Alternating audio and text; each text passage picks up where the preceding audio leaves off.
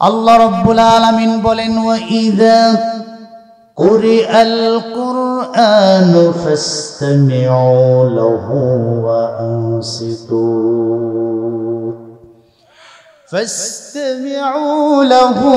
ওয়া আনসিতু লাআল্লাকুম তুরহামুন।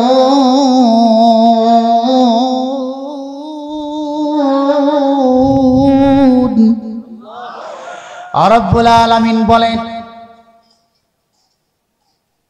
যখন তোমাদের সামনে কোরআন কারীম থেকে তেলাওয়াত আলোচনা উপস্থাপন করা হয়, সেই কোরআনের কথাগুলো শুনবার জন্য দুটি শর্ত তোমরা মানবে। এক, ফাসতামিউ লাহু, সেই কোরআন কারীমের প্রত্যেকটি কথা হৃদয়ের কান দিয়ে তোমরা শুনবে। দুই নাম্বার শর্ত হলো ওয়ানসিতু, উদ্বাস করবে না, মনোযোগ নষ্ট হবে না, নীরবে নিবৃতে চুপে চুপে সেই কোরআনের কথাগুলি তোমরা শুনবে। যতক্ষণ চুপে চুপে অন্তরের কান দিয়ে আমি আল্লাহর কোরআনের কথাগুলো শুনবে, লাআল্লাকুম তুরহামুন, অবশ্যই ততক্ষণ তোমাদের উপরে আকাশ থেকে রহমত নাজিল হতে থাকবে। আবারও বলেন, কথাটা কার?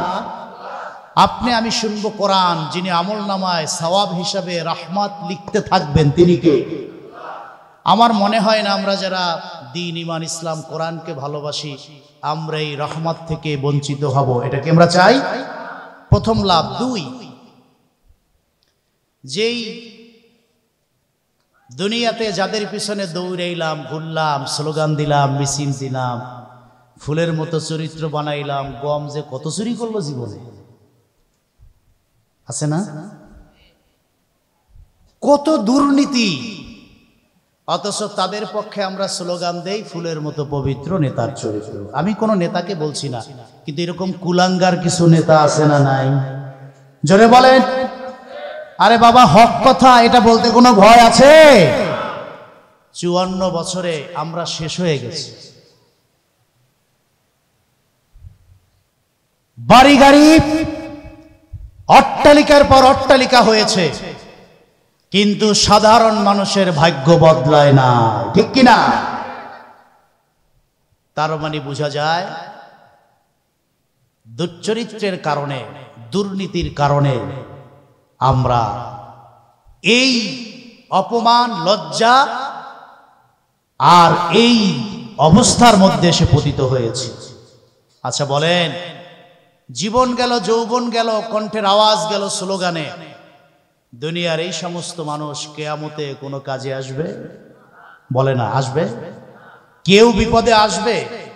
কোরআন বলছে নিজের বাবাও সামনে আসবে না। ইয়াউমা লা ইয়ানফাউ মালুন ওয়ালা বানুন, সেদিন সন্তান সম্পদ কোনো কাজে আসবে না। বরং সন্তান বলবে, দুনিয়াতে পিতা বলে কেউ ছিল, আমি তা জানি না। বাবা বলবে, সন্তান বলে কেউ ছিল, সেই পরিচয় আজকে দিতে পারবো না, কারণ যদি সন্তান আজকে নেকি চেয়ে বসে। এই জন্য কেউ কারো পরিচয় দিবে না। কিন্তু সেই কঠিন বিপদে আল্লাহর কোরআন তার তেলাওয়াতকারী, আমলকারী, তার শ্রোতার পক্ষে আল্লাহর কাছে সুপারিশ করবে।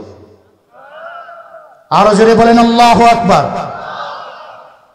হাদিস এসেছে মিশকাত আল মাসাবির মধ্যে 1963 নং হাদিস, আব্দুল্লাহ ইবনে আমর বর্ণনা করেছেন, ইয়াশফাউ ইয়াউমাল কিয়ামাতিল কোরআন, যেই কিয়ামতের কঠিন মুসিবতে সূর্য মাথার উপরে চলে আসবে, জমিনটা তামার জমিন হয়ে যাবে, কেউ কারো পরিচয় দিবে না, বিপদে কেউ কারো সাহায্যে গিয়ে আসবে না। সেই বিপদে কোরআন কারীম আল্লাহর দরবারে দরখাস্ত পেশ করবে। আমার আল্লাহ কোরআনের দরখাস্ত কবুল করে নিয়ে বলবে, রে কোরআন, এই কঠিন বিপদে তুমি আমার কাছে কি বলতে চাও? কোরআন ডেকে ডেকে বলবে, মালিক আমার আল্লাহ, হাতিয়া এলাকার মানুষদেরকে 14ই নভেম্বর পবিত্র জুমাবারের রাতের বেলায় আমি কোরআন ডেকে ডেকে বলেছিলাম, হাতিয়াবাসী মানুষেরা আজকের রাতের ঘুম বাদ দাও, রাজনীতি, ব্যবসার, বাণিজ্য, দোকানের আড্ডাবাজি ছেড়ে দাও, কিছু সময়ের জন্য আমি কোরআন কারীমের মাহফিলে হাজির হয়ে যাও। মানুষগুলি আমার কথায় সাড়া দিয়ে একটি রাতের কিছু অংশ আমি কোরআনের কথা শুনবার জন্য দুনিয়ার সব কাজকর্ম পিছনে ফেলে দিয়ে আমি কোরআনের ময়দানে হাজির হয়েছে। আমি কোরআনের কথাগুলো শুনেছে 30, 40, 50, 60, 70 বছরের জীবন আমি কোরআন দিয়ে গঠন করেছে। আজকে কিয়ামতের মুসিবতের ময়দানে আমার সেই কোরআন প্রেমিক ইমানদারের পক্ষে তোমার কাছে সুপারিশ জানাই, শাফিনি ফি, আল্লাহ আমি কোরআন কারীমের সুপারিশ তার পক্ষে কবুল করে নাও, তার জীবনের গুনাহ মাফ করে চিরস্থায়ী জান্নাতটা দিয়ে দাও। জোরে বলেন আল্লাহু আকবার। ইয়াকুলুল কোরআন আয় রাব্বি মানাতুহুন নাওমা বিল-লাইল, আমি কোরআন সেদিন ডেকে ডেকে আল্লাহকে বলবো, আমি বলেছিলাম রাতের ঘুম বাদ দিয়ে আমি কোরআনের কথা শোনো। তারা আমি কোরআনের কথাগুলো শুনেছে, আমাকে দিয়ে ব্যক্তি, পরিবার, সমাজ আর রাষ্ট্র গঠন করেছে। যখনই সুদের পর্ব সামনে এসছে আমি কোরআনের কথা মেনে সুদ ছেড়ে দিয়েছে। ঘুষের বিষয় যখন সামনে এসছে, চাইলে টেবিলে তল দিয়ে ঘুষ খেতে পারত, দুনিয়ার মানুষ জানতো না, কিন্তু কোরআনের বিধানকে ভয় করে আল্লাহকে সাক্ষী রেখে ঘুষ ছেড়ে দিয়েছে। কোরআন ভিত্তিক জীবন যাপন করেছে, তাকওয়া ভিত্তিক জীবন যাপন করেছে। আল্লাহ আজকের এই কিয়ামতের মুসিবতের ময়দানে ওই আব্দুল করিম, আব্দুর রহিমকে আমি কোরআন দেখেই চিনে ফেলেছি। তারা আমাকে শুনেছে, আমাকে ধরেছে, আমাকে দিয়ে ব্যক্তি সমাজ। আপনারা কিছু প্রশ্নের জবাব দেন। পবিত্র কোরআন কারীমে টোটাল সূরা আছে কত? এই মাত্র 4-5 জনে বললেন, আর বাকিরা বলবেন না যে হুজুর জানলে না বলবো। 40 বছর ওয়াজ শুনেন, জানা দরকার আছে না নাই? কোরআন কি শুধু শোনার জন্য না, শুনে হৃদয়ে গেঁথে নিতে হবে না? দরকার আছে না নাই? এজন্য আজকে একটা নিয়াত করেন, যতটুকু শুনবেন তা যেন মনে থাকে। সকালবেলা যেন বদনাম না হয় যে কি বক্তা আসলো, কি কইলো, কিছুই বুঝলাম না, কিছুই মনে নাই। এটারে ওয়াজ করেন, এটার আওয়াজ বলে। আমরা ওয়াজ শুনতে চাই, তা মনে রাখতে চাই, ঠিক কিনা বলে? পবিত্র কোরআন কারীমে সূরা আছে কত? বলেন না, বলেন কত? আল্লাহ তাআলা কোরআন কারীমে কিন্তু সংখ্যা উল্লেখ করেছে। ইন্নী রাআইতু আহাদা আশারা কাওকাবা, এই যে 11-র কথা আছে, 19-এর কথা আছে, বিভিন্ন সংখ্যার কথা আছে। এজন্য তাফসীরকাররা বলেছেন কোরআনের সংখ্যাগুলোও যদি কেউ মুখস্থ করে এটাও নাজাতের ওসিলা হবে। সুবহানাল্লাহ বলে যে আল্লাহ কোরআন তো পারি নাই, তবে সূরা যে 114 ছিল এটা মুখস্থ ছিল। আল্লাহ বলবে যাও এই ওসিলায় মাফ করে দিল। 100 হত্যা করছে, কত কথা কয় না। এরপরে কয় যে তওবাটা এখন পড়ি। তওবার দিকে রওনা দিয়েছে, কত দূর যাওয়ার পর আজরাইল কয় যে তওবারও সুযোগ নাই। আমি আজরাইল কয় যে ভাই ব্যর্থ হয়েছিলাম, আল্লাহর কাছে ক্ষমা চাইবো, তুমি দিবা না? কয় যে না, হায়াত শেষ, মৃত্যু হয়ে গেছে, তওবা পড়তে পারে। হত্যা করছে কত? এই পাপটা ছোট না বড়? কথা কয় না। এখন 2 ফেরেশতা ঝগড়া লাগাইছে, একজন কয় যে এটা জাহান্নামী, আর একজন কয় যে জান্নাতি। যে বলতেছে জাহান্নামী সে বলে যে এই লোকটি 100 হত্যা করছে, তওবা তো করে নাই, সুতরাং সে যাবে কোথায়? কথা কয় না, জাহান্নামে। আর যে বলে যে জান্নাতি, তার যুক্তি হলো এই লোক তো তওবা করতে যাচ্ছিল, যাইতে পারলেই তো তওবা করতো, সুতরাং সে জান্নাতি। সুবহানাল্লাহ। আপনি তো ভাবছেন পাপের তো কোনো সীমা নাই, একদিনের ওয়াজ শুনে কি হইব? আরে বাবা, 1 সেকেন্ডের ওয়াজ পাহাড়ের চেয়েও বেশি গুনাহ মাফ করে দিতে পারে। আপনি নিয়ত তো স্বচ্ছ না, আপনি নিয়ত করছেন যে আজকে হাতিয়াতে ওয়াজ যায়, মাঝখানে এসে চায়ের দোকানে আটকা পড়ছে, আছে না? চিন্তা করছে যাওয়ার দরকার কি, চা খাই আর ওয়াজ শুনি, মাইক তো আছে। আচ্ছা বলে, এখানে ওয়াজ শোনা আর চায়ের দোকানে ওয়াজ শোনা দুইটা কি এক? আহা, রাসূলুল্লাহ বলছেন এই প্যান্ডেলটুকু জান্নাতের বাগান। সুবহানাল্লাহ। আবার নবীজি বলেছেন চায়ের দোকান বাজার পৃথিবীর সবচেয়ে নিকৃষ্ট জায়গা। কতক্ষণ না, মসজিদও জায়গা টয়লেটও জায়গা, দুইটা একই লোক। উদাহরণটা এভাবে দিতে চাচ্ছি যে আপনি বাড়ির থেকে আসলেন ওয়াজ শুনবেন, বসে গেলেন চায়ের দোকানে আর বললেন যেখানে বসে তো ওয়াজ শোনা যায়, এটা কখনো মুমিনের হিসাব নিকাশ হতে পারে? বাড়ির থেকে বের হয়েছি তো জান্নাতের বাগানে ঢুকবো, এটা নাজাতের ওসিলা হতে পারে, ঠিক কিনা? আল্লাহ তাআলা দেখলেন যে দুই ফেরেশতা টানাটানি করে, দুইজনের দুই যুক্তি। আল্লাহ মাঝখান থেকে আরেকজন ফেরেশতা পাঠায় কয় যাও। সুবহানাল্লাহ। আল্লাহ বললেন ফেরেশতা যাও। কয় যে ফেরেশতা আল্লাহ যাইয়ে কি করব? দুইজন তো ঝগড়া করতেছে। কয় যে তুমি যে তওবার জন্য বের হয়েছে তার বাড়ি থেকে ওই যে জিকিরের মজলিস, তওবার স্থান, ওই জায়গাটা মাপ দাও। এবার মাপ দিয়ে দেখো যে এই লোক কোন দিকে বেশি, বাড়ির দিকে বেশি না তওবার রাস্তার দিকে বেশি। কোন এক বর্ণনায় আসছে যে সমান সমান। আল্লাহ তাআলা ফেরেশতার মাধ্যমে কুদরতিভাবে তাকে ঠেলে এক বিঘত তওবার রাস্তায় বেশি আগায় দিছে। সুবহানাল্লাহ। আর এক বর্ণনায় আসছে যে না, তিনি একটু আগানো ছিলেন। আল্লাহ তাআলা বললেন ওই যে একটু আগানো আছে তওবার রাস্তায় বেশি, যদিও 100 হত্যা করেছে, বড় পাপী, আমি আল্লাহ তাকে মাফ করে দিলাম।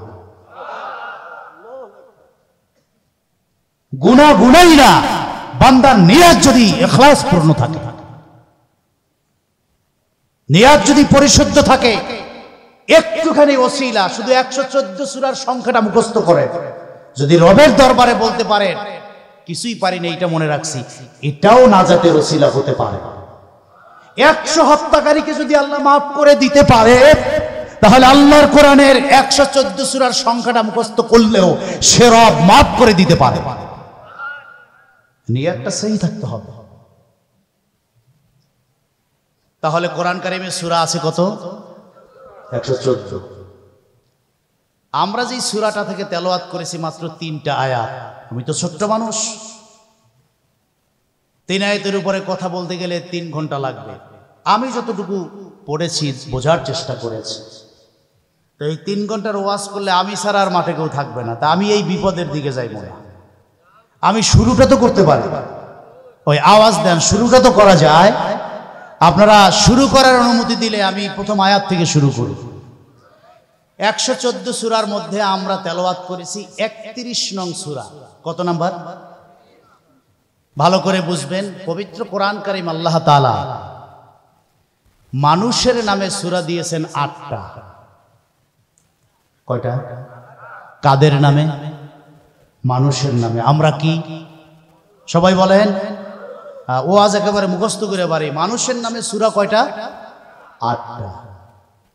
এই 8 জন মানুষের মধ্যে 6 জন ছিলেন নবী। সুবহানাল্লাহ। অর্থাৎ নবীদের নামে সূরা কয়টা? 6টা। আর 2টা সূরা আল্লাহ সাধারণ মানুষের নামে দিয়েছে। সুবহানাল্লাহ। 6 জন নবীর নামে 6টা সূরা। সেই 6 জন নবী কে? ইউসুফ, সূরা ইউসুফ আছে না নাই? ইউনুস আছে না নাই? ইব্রাহিম, কত কয় না? কয়টা গেল? তারপরে নূহ আছে না নাই? তারপরে হুদ, কয়টা গেল? আর একটা সূরা আমার নবীর নামে, সূরাতু মুহাম্মদ। পড়ুন সাল্লাল্লাহু। তাহলে মানুষের নামে 8টা সূরা, নবীদের নামে গেল কয়টা? বাকি থাকে কয়টা?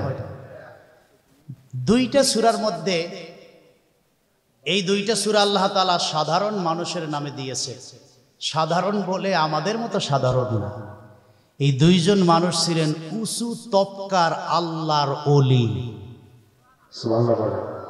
আপনারা শোনেন না ওলিয়া উলিয়া, এই দুইটা সূরা দিয়েছেন আল্লাহ ওলিদের নাম।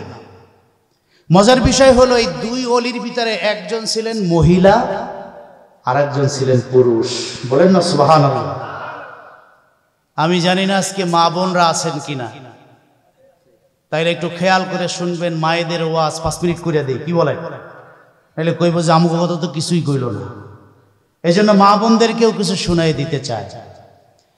এই দুইজন ওলির ভিতরে একজন মহিলা একজন পুরুষ। মহিলা যিনি ওলি ছিলেন তিনি এত উচ্চঙ্গের ওলি ছিলেন যে আল্লাহর জান্নাত থেকে মাঝে মধ্যে খাবার চলে আসতো। সুবহানাল্লাহ বলে।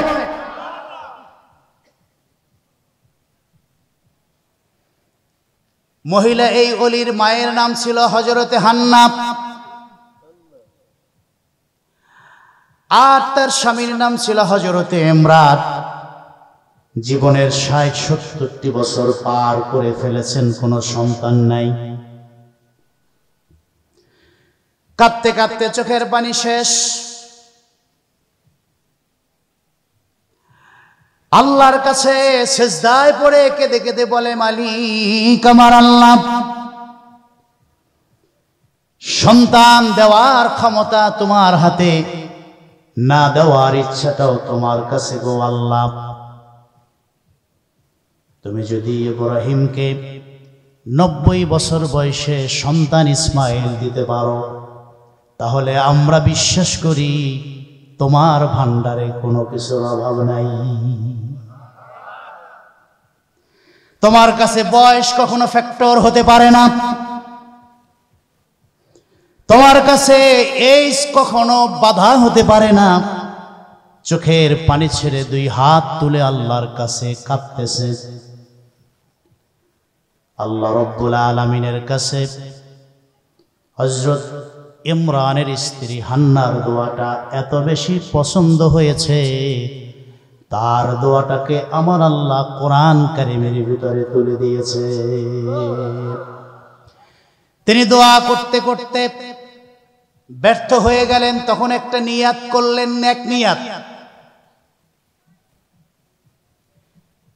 ইন্নী নাযারতু লাকা মা ফি বাতনি মুহাররারা।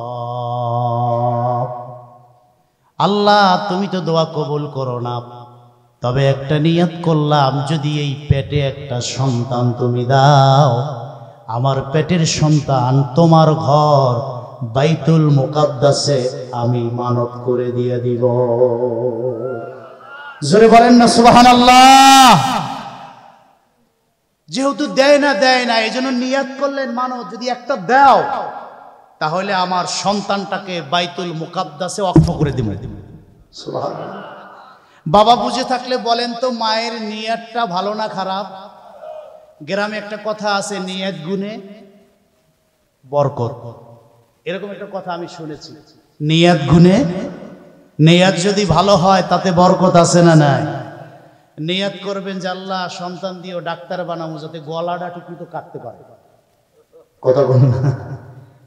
গ্রাম থেকে ডাক্তার দেখাইতে গেছে শহরে, ডাক্তার সাহেব মনে মনে কয় যে পাইছি মগা একটা। রোগ কি? জ্বর। বলেন কি রোগ? পরীক্ষা দিয়েছে 10টা। কয়টা? একবারও চিন্তা করলো না যে এই লোক খেতে কাজ করে, টাকা পয়সা নাই।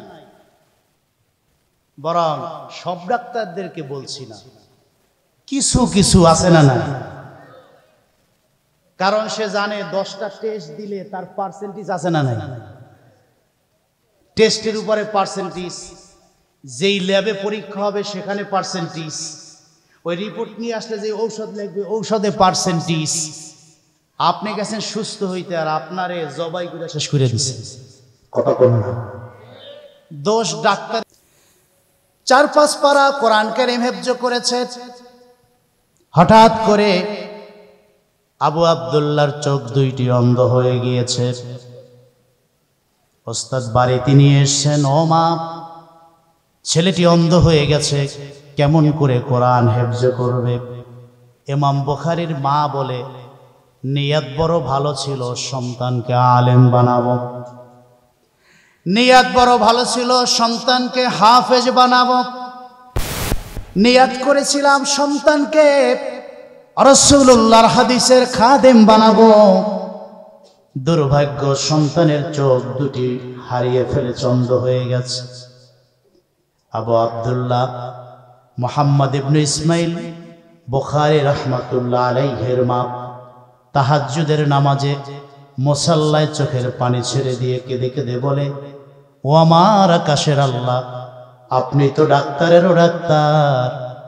আমি বুখারীর মা বিশ্বাস করি, যিনি চোখ নিতে পারেন তিনি আবার ফিরাইয়াও দিতে পারেন।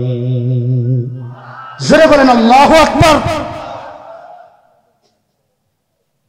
মায়ের চোখের পানিতে বন্যা বয়ে যায়, একদিন, 2 দিন, 3 দিন।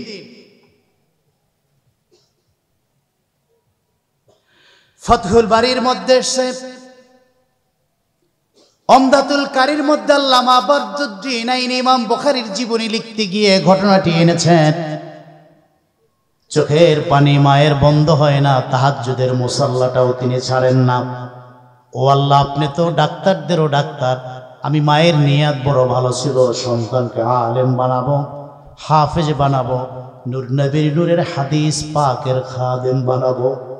তোমার কাছে ফরিয়াদ, তুমি আমার সন্তানের চোখ দুইটা ফিরাইয়া দাও। সপ্তাহ পার হয়ে যায়, মালিক আমার আল্লাহ ইব্রাহিম খলিলুল্লাহকে ডেকে বলে, খলিল, আবু আব্দুল্লাহর মায়ের শিয়রে যাও। কাঁদতে কাঁদতে চোখের ভিতরে তার তন্দ্রা চলে এসছে। ঘুমের ভিতরে খলিলুল ইব্রাহিম আলাইহিস সালাম মায়ের শিয়রে হাজির। ডাক দিয়ে বলছে, আবু আব্দুল্লাহর মা, আর কত কাঁদবা?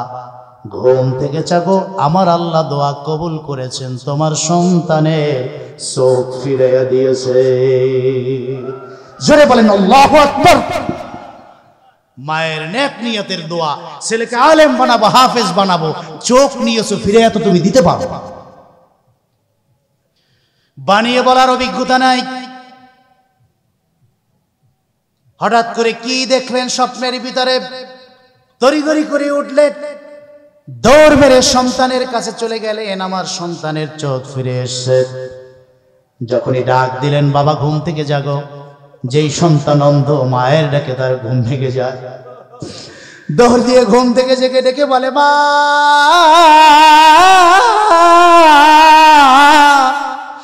বলো বলো, কোন ডাক্তারের কাছে গিয়েছো? চোখ তো ভালো হয়ে গেছে। যে মায়ের পায়ের তলে জান্নাত, আমি আমার জান্নাতি মায়ের নূরের চেহারাটা দেখতে পাচ্ছি। সন্তানের কপালে চুমু খেয়ে চোখের পানি ছেড়ে দিয়ে মা বলে, বাবা, ডাক্তারের কাছেই তো গিয়েছিলাম, তবে দুনিয়ার কোনো ডাক্তারের কাছে যাই না। যিনি ডাক্তারেরও ডাক্তার, তার কাছে তাহাজ্জুদের মুসাল্লায় দরখাস্ত করেছি। আমার আল্লাহ শুধু মায়ের নেক নিয়তের দোয়াটা কবুলই করেন নাই, কলিজার টুকরা সন্তান তোমার চোখ দুইটাও আমার আল্লাহ ফিরিয়ে দিয়েছে। জোরে বলেন না সুবহানাল্লাহ। চোখ ফিরে পেলেন, সন্তান মাদ্রাসায় ভর্তি হলেন। শুধু হাফেজ হন নাই, জগৎ বিখ্যাত মুহাদ্দিস হয়েছেন। সুবহানাল্লাহ। তিনি তার হাদিস শুরু করলেন, ইন্নামাল আমালু বিন্নিয়াত। বুখারীর প্রথম হাদিস আনলেন কেন? কারণ আমি মায়ের নেক নিয়তের কারণে বুখারী হয়েছে।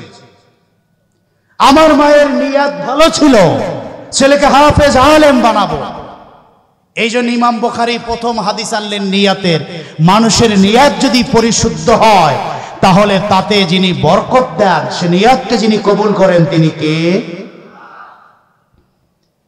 হযরতে হান্না নিয়ত করলেন, আল্লাহ,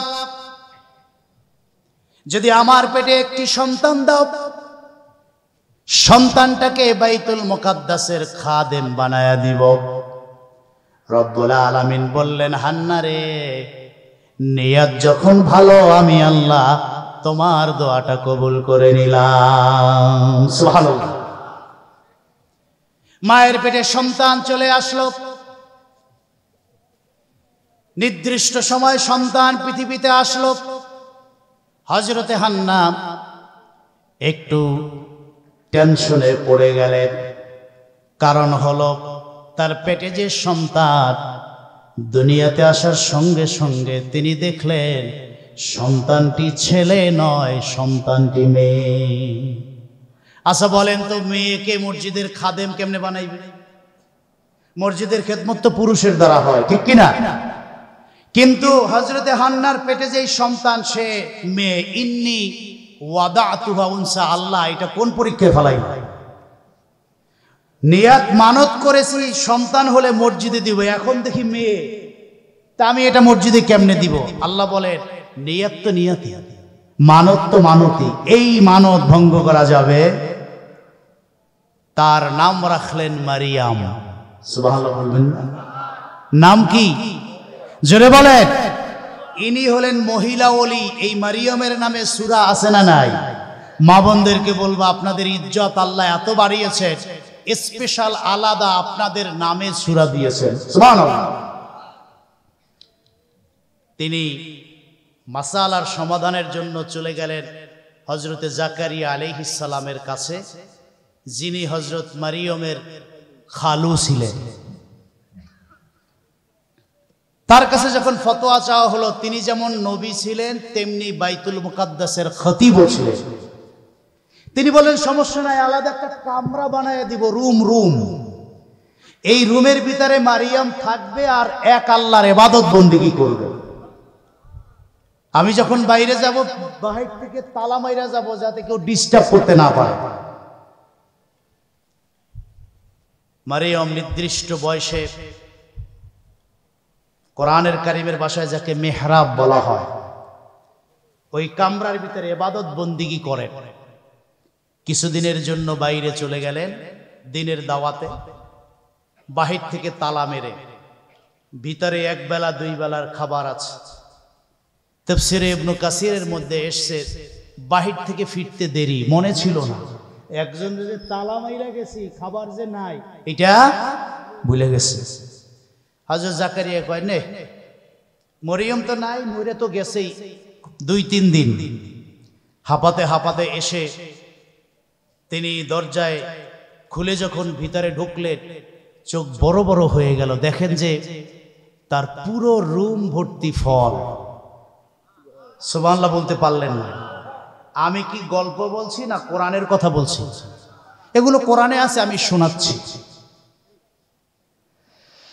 হযরতে জাকারিয়া আলাইহিস সালাম চোখ তার বড় হয়ে গেল,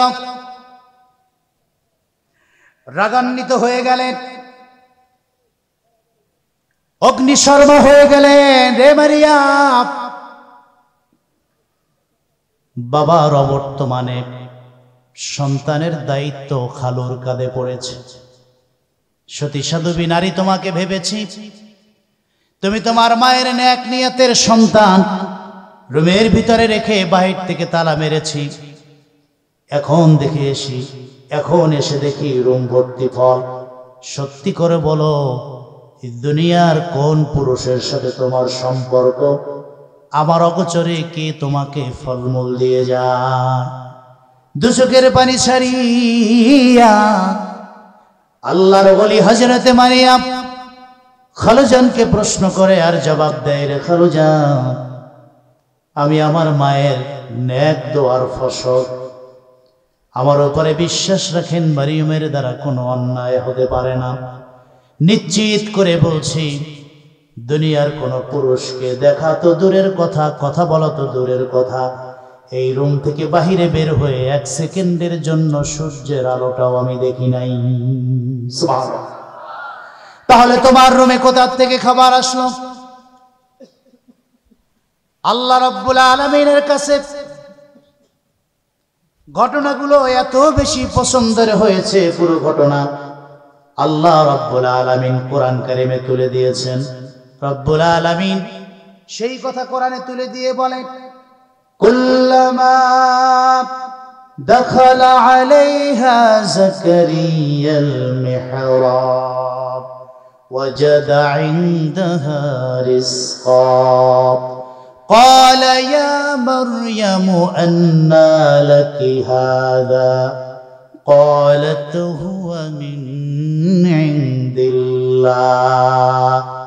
খালুজান রুমের ভিতরে ঢুকে আপনি যে বাহারি রকমের ফল ফলাদি দেখতে পাচ্ছেন, এগুলো কোনো দুনিয়ার মানুষের দেওয়া ফল নয়, স্বয়ং আল্লাহ রব্বুল আলামিনের জান্নাত থেকে আসা জান্নাতি ফল। বলেন সুবহানাল্লাহ। সেজদায় পড়ে চোখের পানি ছেড়ে কেঁদে কেঁদে আল্লাহর কাছে সব কথাগুলো বলতাম। দীর্ঘ সময় সেজদার পর যখন আমার কাছে ক্ষুধা অনুভব হতো, আল্লাহ রব্বুল আলামিন ডেকে বলেন, রে মারিয়াম, তোমার পর্দায়, তাকওয়ায়, সেজদায়, রুকুতে, খোদা ভীরুতে এত বেশি আমি আল্লাহ খুশি হয়েছি, খাবার নিয়ে টেনশন করার দরকার নাই। তুমি যেই মালিককে খুশি করেছো, সেই মালিক তোমাকে খুশি করার জন্য তোমার জন্য জান্নাতি ফলের ব্যবস্থা করে দেই। একজন নারী হিসেবে দ্বীন, ঈমান, ইসলামের যে দায়িত্ব আপনার প্রতি ছিল, তার কোনোটাই আপনি পালন করেন না। ছিল পর্দা, না ছিল নামাজ, না ছিল শালীনতা, না ছিল ভদ্রতা, কোনো কিছু আপনার ভিতরে ছিল না। সুতরাং আপনি সন্তানের কাছ থেকে ভালো আচরণ আশা করেন কিভাবে? ঠিক কিনা? এজন্য মা বোনদেরকে বলবো, ওয়াজ যদি বুঝে থাকেন, মারিয়মের জীবনের কিয়দংশ শুনে যদি বুঝতে পারেন, তাহলে আপনিও জগৎশ্রেষ্ঠ নারী হতে পারেন। মারিয়মের ভিতরে পর্দা আছে না নাই? জোরে বলেন, আছে না নাই? পর্দা, নামাজ, স্বামীর খেদমত, শরিয়াত বিধিবিধান পালন যেই নারী করবে, রাসূলুল্লাহ বলেছেন আল্লাহর জান্নাতের সব দরজা তার জন্য খোলা। সুবহানাল্লাহ। তাহলে নারী যদি আবেদা, সালেহা, পর্দাশীলা, তার দাম একজনের কাছে আছে, চিল্লায়ে বলেন তিনি কে? হযরতে বেলাল। কণ্ঠ নাই, সুরাত নাই, কিন্তু আল্লাহ তাকে 2 মসজিদের মুয়াজ্জিন বানাই দিয়েছে। সাহাবীরা পর্যন্ত বেলাল মুয়াজ্জিন কেমনে হইল?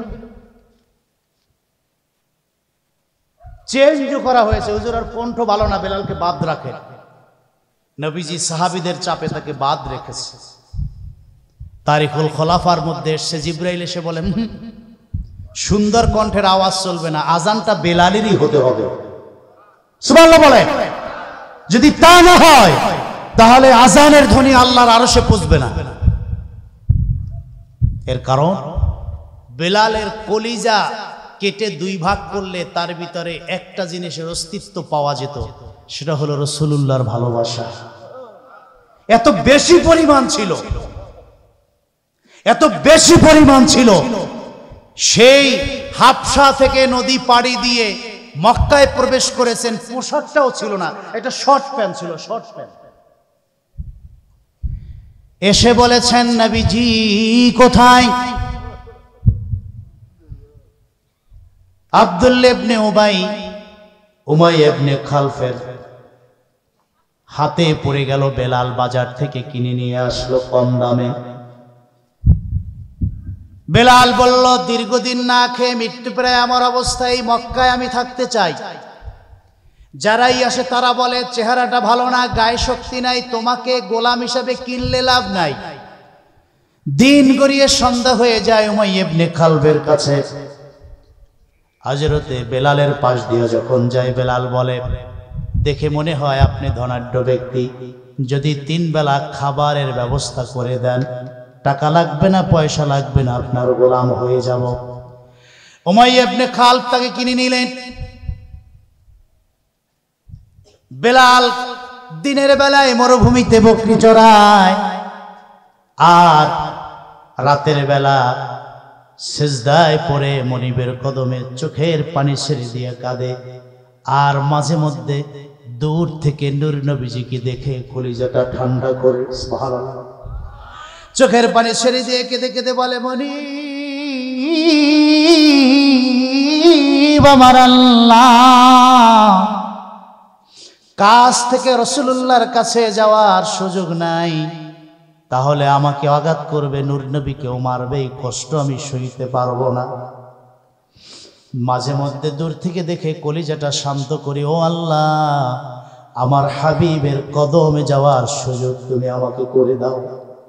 রাতের বেলা তাহাজ্জুদে অক্তে নফল সালাতে চোখের পানি ছেড়ে দিয়ে বেলাল কাঁদে, গুনগুন আওয়াজে রহদানিয়াতের এই কথাগুলো মনিব শুনে ফেলে। অত্যাচারের স্টিম রোলার চলতে থাকে। তাকে হত্যার উদ্দেশ্যে মরুভূমিতে নিয়ে যাওয়া হয়, বুকে পাথর চাপা দেওয়া হয়। মনিব বলে, হয় মুহাম্মদ সাল্লাল্লাহু আলাইহি ওয়াসাল্লামকে ছেড়ে দাও, তা না হলে এই দুনিয়ার থেকে তোমাকে উৎখাত করে দিব। আকাশের দিকে আঙুল উঁচু করে বেলাল বলে, যে এই নবীর জন্য পাহাড়, খাল, নদী, মরুভূমির রাস্তা পাড়ি দিয়েছি, সমস্ত চামড়াগুলি খসে পড়ে গেছে, রৌদ্রের তাপে আরো কালো হয়ে গেছে। সেই নবীর কলিজার, সেই নবীর মোহাব্বত এই কলিজায় এমন করে ঢুকিয়েছি, জীবনটা যদি 1000 বারও চলে যায় রাসূলুল্লাহর নামটাই অন্তর থেকে যাবে না। আওয়াজটা রাসূলুল্লাহর কানে চলে যায়। হুজুর বললেন, আবু বকর, আমি আর সইতে পারি না। প্রেমিক যদি কাছ থেকে প্রেমিকের দর্শন না পায় বাঁচতে পারে না। তোমাকে তো আল্লাহ অর্থ সম্পদ দিয়েছে, বেলালকে তুমি মুক্ত করো। হযরত আবু বকর বেলালকে টাকার বিনিময়ে মুক্ত করলেন, রাসূলুল্লাহর নূরের কদমে আসলেন। আমার আল্লাহ বলেন, হাবিব গো, বেলাল যে রাসূল প্রেমের নজরানা পেশ করেছে, পুরস্কারটা আমি আল্লাহ দিতে চাই। এর বিনিময়ে আমি আল্লাহ তাকে আমার ঘর বাইতুল্লাহর মুয়াজ্জিন বানায়া দিলাম। জোরে বলেন না সুবহানাল্লাহ। মানুষটা কালো, পরিচয় দেওয়ার কিছু নাই, কিন্তু পুরস্কারটা ভালো। সুবহানাল্লাহ। আল্লাহর কাছে চেহারা, সুরাত, ধন দৌলত আর চেয়ারের মূল্য নাই। মূল্য আছে কলিজার ভিতরে তাকওয়া, আল্লাহ ভয়, রাসূল প্রেমের। তা যদি অন্তরে থাকে, সে যদি কৃষক হয়, রিক্সা চালক হয়, ভ্যান চালক হয়, আল্লাহ তার হাবিবের কাছে তার মর্যাদা আছে না নাই?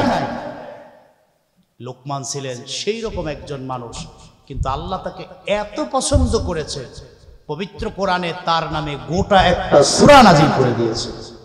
সুবহানাল্লাহ বলে। আল্লাহর প্রিয় বান্দাই তো হতে চায়, আল্লাহর হাবিবের প্রিয় পাত্রই তো হতে চায়। তাহলে হযরতে লোকমান আদর্শ হতে পারে না? জোরে বলেন, পারে না? পারে। কিন্তু আমরা যাদের পিছনে ঘুরি, কিচ্ছু নাই, কিচ্ছু নাই। কিন্তু যারা এই মানুষগুলিকে চিনেছে, বুঝেছে, তাদের সোহবতে আসলে, তাদের কাছে আসলে মানুষ হওয়া যায়। ঠিক কিনা বলেন? প্রিয় সুধী,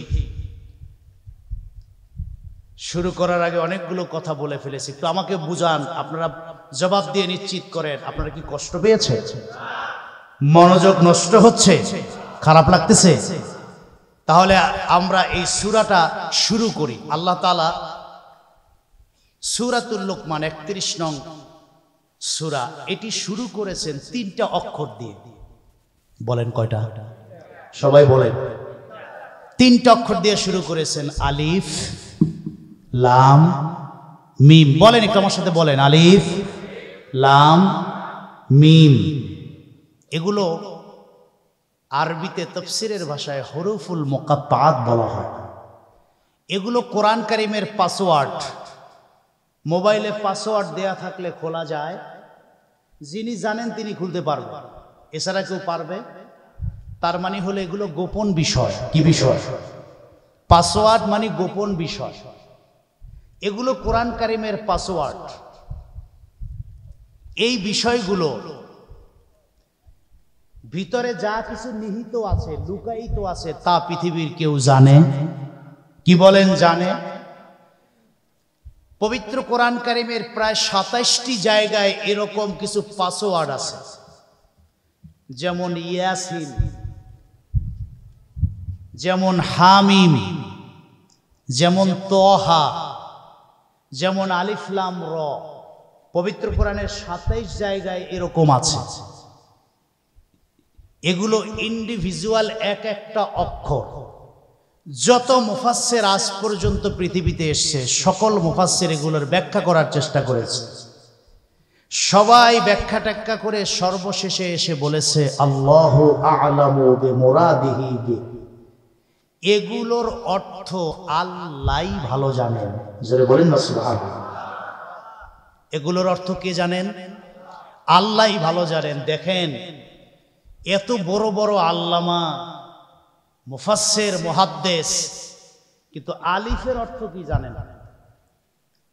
বুঝা গেল স্রষ্টার ইলমের কাছে আমাদের ইলমের কোনো দামই নাই। আছে এত বড় পণ্ডিত মুহাদ্দিস, আলিফের অর্থ কি জানে না। এজন্য আল্লাহ বলছেন ওমা উতিতুম মিনাল ইলমি ইল্লা কালিলা। বাহাদুরি করো, ক্ষমতার শক্তির বাহাদুরি করো, কিচ্ছু দেই নাই, সামান্যই দিয়েছি। তার প্রমাণ এত বড় বিশারদ আল্লামা, কোরআনের এই অক্ষরগুলোর অর্থ কি তোমরা কেউ জানো না। এই জন্য মুফাসসিররা এক একজন বলছেন আলিফে আল্লাহ হবে, লামে জিবরিল হবে, মিমে মুহাম্মদ সাল্লাল্লাহু হবে। এইসব ব্যাখ্যা টাকা করার পর কয় যে না, এগুলো কোনোটাই না, এর অর্থ কি হবে আল্লাহই ভালো জানেন। সুবহানাল্লাহ বলেন।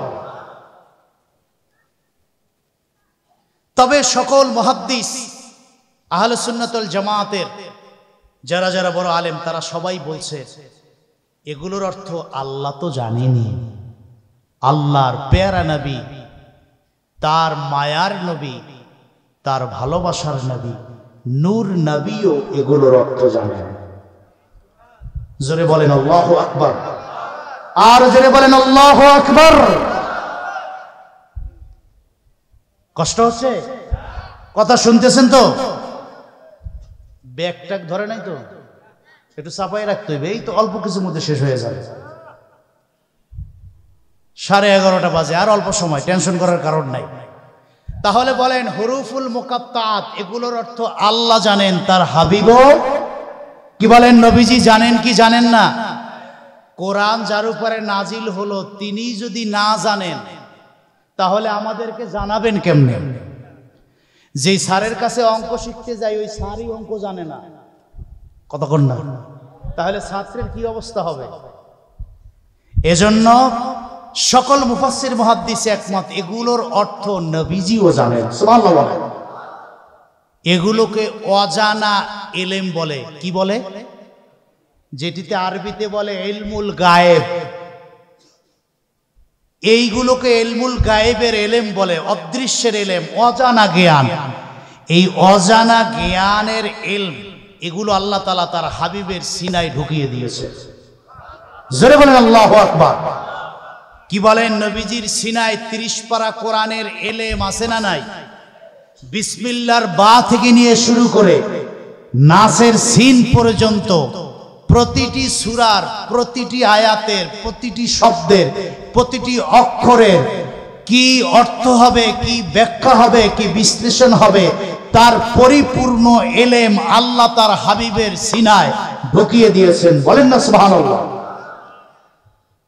বরং আমি বলি রাসূলুল্লাহর সিনায় এমন ইলম ছিল, মানুষের মনের ভিতরে কি কথা লুকায়িত সেই মনের কথাও নবীজি জানতেন। সুবহানাল্লাহ বলতে পারলেন না? রাসূলুল্লাহর ইলমের পাওয়ারটা কি বুঝাবার চেষ্টা করছি। বলেন নবীজি আমাদের মতো সাধারণ মানুষ? বুঝে শুনে বলেন সাধারণ মানুষ। নবীজির সঙ্গে সৃষ্টির কারো তুলনা চলবে? কি কথায়, কি ইলমে, কি সিরাত, কি সুরাত, কোন দিক থেকে হুজুরের সঙ্গে সৃষ্টির কারো তুলনা চলবে?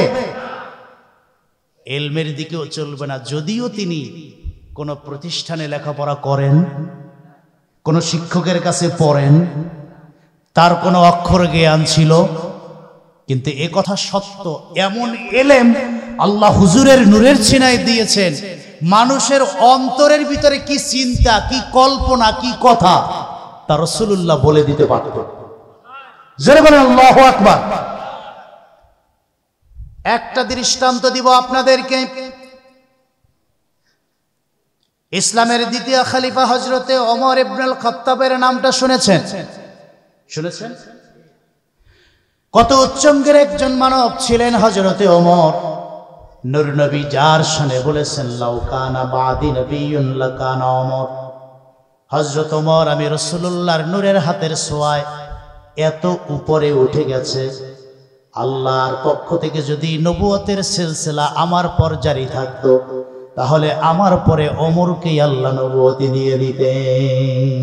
সুবহানাল্লাহ, এত উঁচু তবকায় পৌঁছে গেছে শুধু নবীজির নেক নজর। সুবহানাল্লাহ। তখনও তিনি মুসলিম হন নাই। একজন ব্যক্তি ছিল মক্কায়, যিনি রাসূলুল্লাহর বিরুদ্ধে তরবারি ধরতে ওমর পাশ দিয়ে হেঁটে যাচ্ছিলেন 100 কি 150 হাত দূর দিয়ে। তিনি একজন মক্কার বিখ্যাত অমুসলিমদের মধ্যে অন্যতম একজন ব্যক্তি ওমর। আল্লাহর হাবিবের নূরের জবানের কোরআন কারীমের তেলাওয়াতের আওয়াজ যখন ওমরের কণ্ঠে তার কলিজা আঘাত করে, হযরতে ওমর জায়গায় দাঁড়িয়ে পড়লেন। মানুষ যাতে না দেখে এই জন্য দেয়ালের আড়ালে অন্ধকারে দাঁড়ালেন। মনে মনে সিদ্ধান্ত নিলেন, সারা জীবন তো বিরোধিতাই করে গেলাম, আজকে একটু পাশে দাঁড়ায়া শুনি কি বলে। যদি তিনি আলোতে দাঁড়ান, মক্কার মানুষেরা দেখে বলবে ওমর বুঝি মুসলিম হয়ে গেছে, লজ্জার শরম দিবে। এই জন্য অন্ধকারে দেয়ালের আড়ালে 100 হাত দূরে ওমর যখন পাশে দাঁড়িয়ে আল্লাহর হাবিব নূর নবীর কণ্ঠের সূরাতুল হাক্কা তেলাওয়াত শুনতেছিলেন, ওমর মনে মনে বলেন, যিনি কোনোদিন স্কুল কলেজ ইউনিভার্সিটিতে পড়েন নাই, যিনি কোনোদিন কলম হাতে নেন নাই, দুনিয়ার কোনো শিক্ষা যার মধ্যে নাই, তাহলে তিনি এই সাজিয়ে সাজিয়ে সুন্দর করে এই তেলাওয়াতগুলি কেমন করে পড়েন, কার কাছ থেকে শিখলেন, কে তার কাছ থেকে, কে তার কাছে এই তেলাওয়াতগুলি নিয়ে আসলো। ওমর মনে মনে ভাবলেন, নিশ্চয়ই এটি কোন এই মক্কার বিখ্যাত কবির কাছে গিয়ে গিয়ে তিনি শিখেছেন, তা না হলে এত সুন্দর করে ছন্দ মিলিয়ে এটা তো পড়বার কথা না। তিনি পড়েন নাই, লেখেন নাই, শেখেন নাই, বলেন কেমনে? নিশ্চয়ই এই মক্কায় বড় বড় কবি আছে, সাহিত্যিক আছে, তাদের কাছ থেকে এইটা শিখে এসেছেন। এইটা ওমর 100 হাত দূরে দাঁড়িয়ে খুঁটির আড়ালে বসে মনে মনে বলে। কিন্তু অবাক করার বিষয় হলো, কেমন জানি আল্লাহর হাবিব ওমরের মনের কথাটা জেনে ফেলেছেন। সুবহানাল্লাহ। কেনই বা জানবেন না? রাসূলুল্লাহর সিনায় এমন এলেম আমার আল্লাহ ঢুকিয়ে দিয়েছেন, মানুষের মনের লুকায়িত কথাও রাসূলুল্লাহ বলে দিতে পারতেন। হযরত ওমর যখন ভাবলেন এটা কবির কাছ থেকে শিখেছে, সঙ্গে সঙ্গে আল্লাহর হাবিব নামাজের ভিতরে ওমরের মনের কথার জবাব দিয়ে পড়তে শুরু করলেন, ওয়ামা হুয়া বিকৌলি শাইরিন কলিলাম মা তুমিনুন। না না, এটা কোনো কবির শিখানো কবিতার লাইন নয়, তোমরা কম মানুষই এই কোরআনের উপরে ঈমান এনে থাকো। বলেন সুবহানাল্লাহ। রাসূল বললেন, না এটা কোনো কবির শিখানো কথা না। ওমর একবার ডানে আর একবার বামে পিছনে, ব্যাপার কি? বললাম মনে মনে, শুনলো কেমনে? সুবহানাল্লাহ বলবেন না? বলেন। বললাম মনে মনে 100 হাত দূরে দাঁড়াইয়া, এটা উনি জানলেন কেমনে? উনি জানবেন না কা, উনি তো কলবের খবরও রাখে। সুবহানাল্লাহ। ওমর বললেন, তাহলে নিশ্চয়ই তিনি গণক হবেন। গুইনা গুইনা বলছে, কারণ গণক ছাড়া তো এই কথা কেউ বলতে পারে না। তাহলে আমি যে দেয়ালের আড়ালে দাঁড়িয়ে মনে মনে বলেছি এটা কবির কথা, এটা নিশ্চয়ই মুহাম্মদ সাল্লাল্লাহু আলাইহি ওয়াসাল্লাম গণক, এই জন্য গুনে গুনে বলে দিয়েছেন। কেমন জানি ওমরের মনের এই কথাটাও রাসূলুল্লাহ জেনে ফেলেছে। সঙ্গে সঙ্গে কোরআন কারীমের সূরাতুল হাক্কার পরের আয়াত পড়ে জবাব দিলেন, ওয়ালা বিকৌলি কাহিনিন কলিলাম মা তাযাক্কারুন। তাযাক্কারুন। না না, এটা কোনো গণকের গণনার কথা না, তোমরা কম মানুষই এই কোরআন থেকে উপদেশ গ্রহণ করো। বলেন সুবহানাল্লাহ। ওমর তো ভেবাচাকা খেয়ে গেছে, থরথর করে কাঁপতে লাগলো। আমার মনের ভিতরে লুকায়িত সব প্রশ্নের জবাব তিনি দিয়ে দেন। তিনি কেমন করে এটা তার পক্ষে সম্ভব? ওমর বললেন, যদি এটি কবির কবিতা না হয়, গণকের গণনার কথা না হয়, তাহলে এটা কার কথা? কোথা থেকে এই কোরআনটা আসলো? রাহমাতুল লিল আলামিন ওমরের মনের এই প্রশ্নের জবাবটাও দিয়ে দিলেন। রাসূলুল্লাহ পরের আয়াত পড়ে জবাব দিলেন, তানজিলুম মির রাব্বিল আলামিন। না না, এটা কবির কবিতা নয়, গণকের গণনার ছন্দমালাও নয়। আমি রাসূল স্পষ্ট জানাই দিই, ও দুনিয়ার মানুষ, আমার কণ্ঠের কোরআনের কথা স্বয়ং আল্লাহর পক্ষ থেকে নাজিল হওয়া কথা। জোরে জোরে বলেন না সুবহানাল্লাহ। তাহলে বলেন, রাসূলুল্লাহর সিনার ইলমের পাওয়ার কত, যে মানুষের মনের ভিতরে লুকায়িত কথা রাসূলুল্লাহ বের করে আনেন। সুবহানাল্লাহিল আযীম। এই যখন ঘটনা, ওমর 70% মুসলমান হয়ে গেছে। যে নবী তাহলে সত্য। সুবহানাল্লাহ। ঘটনা বলা যেহেতু আমার উদ্দেশ্য না, আমি আর সামনে গেলাম না, এতটুকু বুঝালাম। তাহলে বলেন, রাসূলুল্লাহর সিনায় অদৃশ্যের ইলম আছে না নাই? জোরে বলে আছে। ভুরি ভুরি হাদিস বুখারী থেকে শুরু করে সব জায়গায় আছে। রাস্তা দিয়ে হাঁটছেন, একটা কবর, দুইটা কবর, মাররা আলা কবরাই। হঠাৎ করে দাঁড়াইলেন, সাহাবীরা বলেন, হুজুর দাঁড়ালেন কেন? আমি রাসূল দেখতেছি এই কবরের ভিতরে আযাব হচ্ছে। কয় যে আমরা তো দেখি না। কয় যে তোমরা দেখবা কেমনে? আমার সিনায় যে ইলম আছে তোমাদের তো নাই। সুবহানাল্লাহ।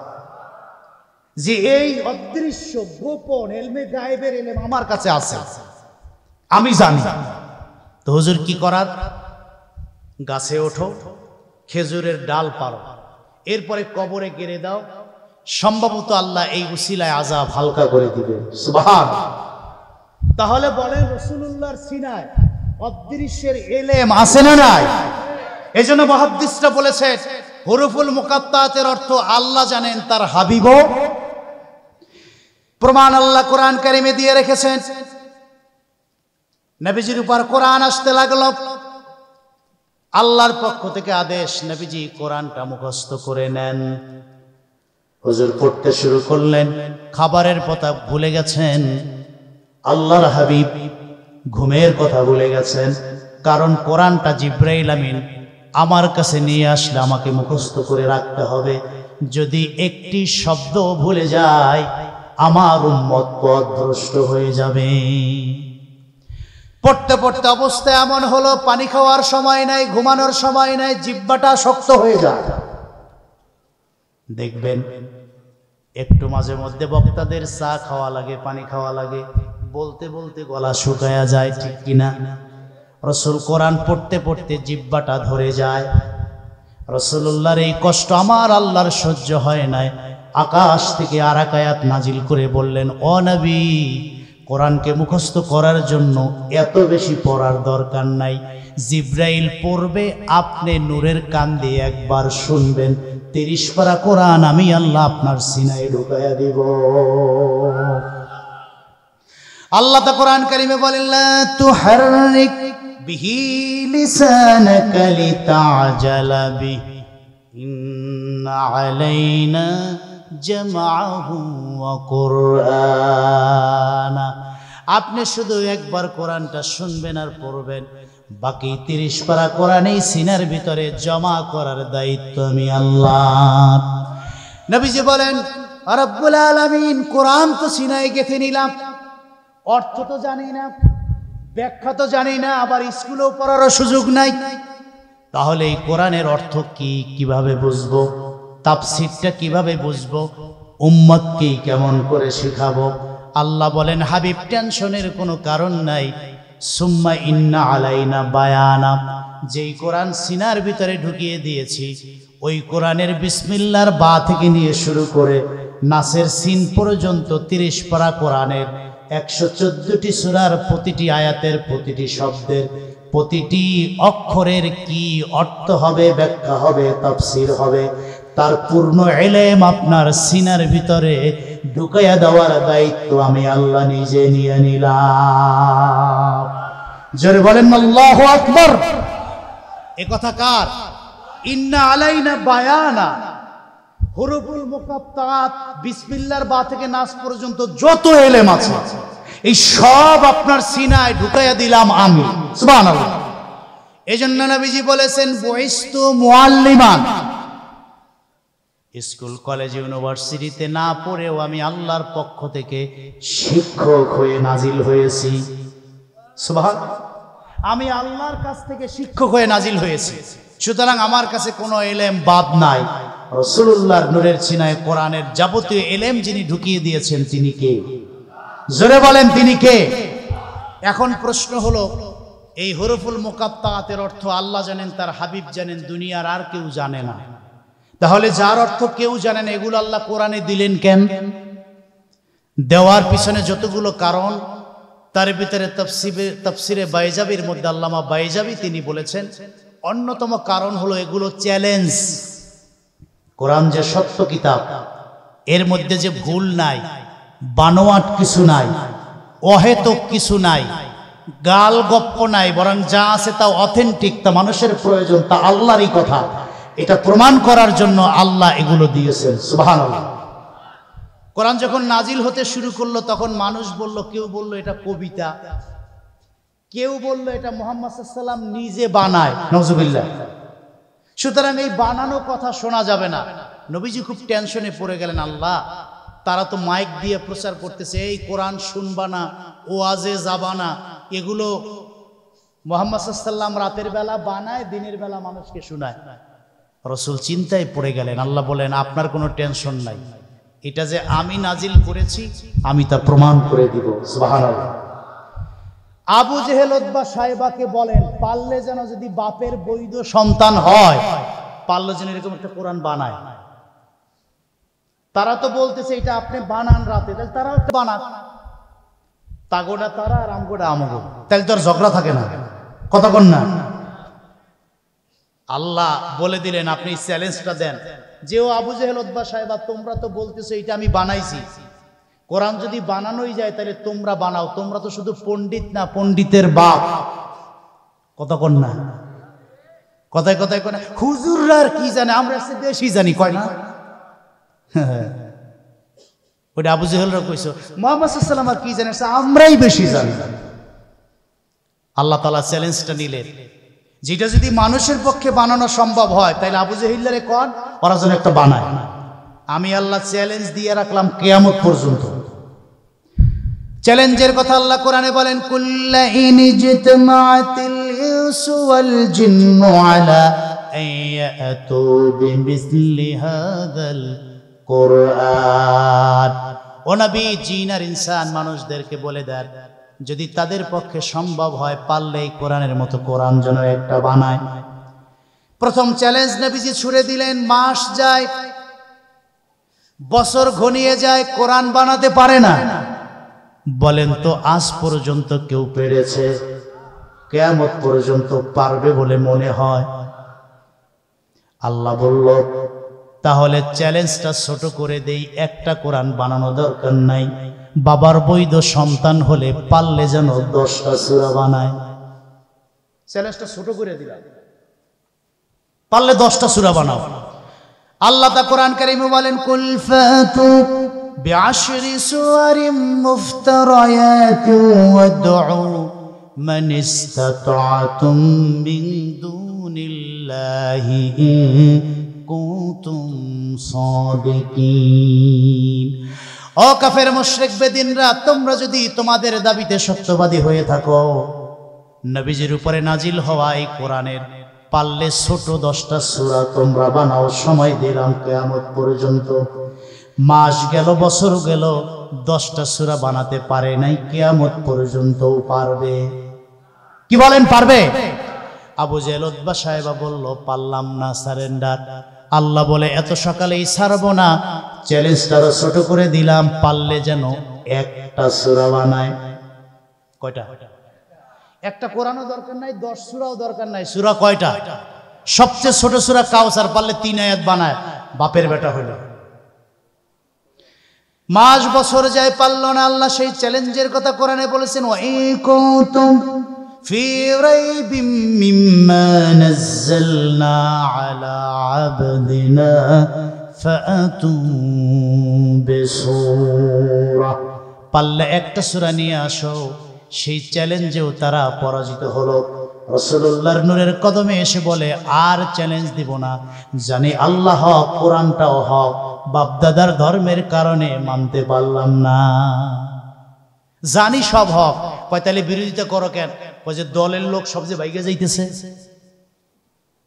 এই কোরআন হকটা যদি প্রতিষ্ঠিত হয়ে যায় তাহলে আমাদের পিঠের চামড়া তো থাকবে না, আমাদের অনুসারীরা আমাদেরকে ঠ্যাং ভেঙে দিবে যে খালি মিথ্যা গলাবাজি করো, অথচ মুহাম্মদ সাল্লাল্লাহু আলাইহি ওয়াসাল্লামের কোরআনই হক। এই জন্য দিনের বেলায় বিরোধিতা করি, রাতের বেলা তো আমরা এসেই তোমার তেলাওয়াত শুনি। সুবহানাল্লাহ বলবেন না? দিনের বেলা বিরোধিতা, রাতের বেলা নবী যখন কোরআন পড়ে তারা দল বাঁধে আইসা চুপচাপ কোরআন শোনে।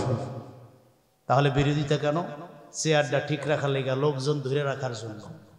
বলেন এই চরিত্র আছে না? না। যাদের চেহারা ফুলের মতো পবিত্র, রাতের বেলায় মদের বারে পাওয়া যায়, কথা কইব না, ঠিক কিনা বলে? এই সমস্ত নেতাদের ভিডিও আমরা ভাইরাল হতে দেখি, অথচ ফুলের মতো কথা কয় না। তো আমি এটা আমাকেই বলছি, আমি আবার কারো বিরুদ্ধে বলে যাওয়ার সময় পিঠা খাইব, আমার ভয় আছে না? কিন্তু এগুলো আমাদের কপালের খারাপই, দুঃখের কথা বলছে, আফসোসের কথা বলছে। শপথ নেয় কোরআন দিয়ে,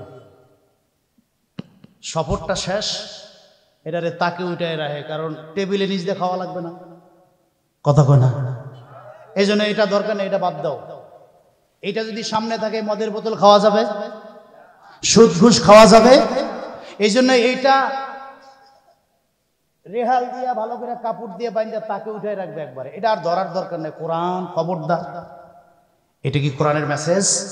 24 ঘন্টা কলিজায় থাকবে, সিনায় থাকবে, সংসদে থাকবে, টেবিলে থাকবে, সব জায়গায় থাকবে আল্লাহর কোরআন, ঠিক কিনা বলেন? ওমর যদি শূন্য হাতে কোরআন দিয়ে অর্ধ পৃথিবীর শাসক হতে পারে, তাহলে সে কোরআন আজও আছে, চেঞ্জ নাই কেন? কারণ হলো এটা থাকলে, এটা মানলে হাত কাটা যাবে, কথা কোন না?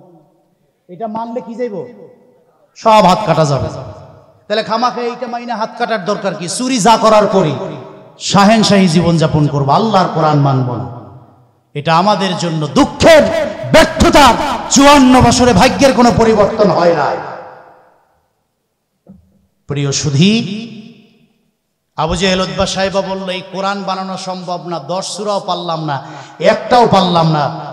এবার আসলো 4 নাম্বার চ্যালেঞ্জ, যে সূরাও বানান দরকার নেই, কোরআনে কিছু অক্ষর আছে, হুরুফুল মুকাত্তাত, আলিফ লাম মিম, তোয়াহা, ইয়াসিন।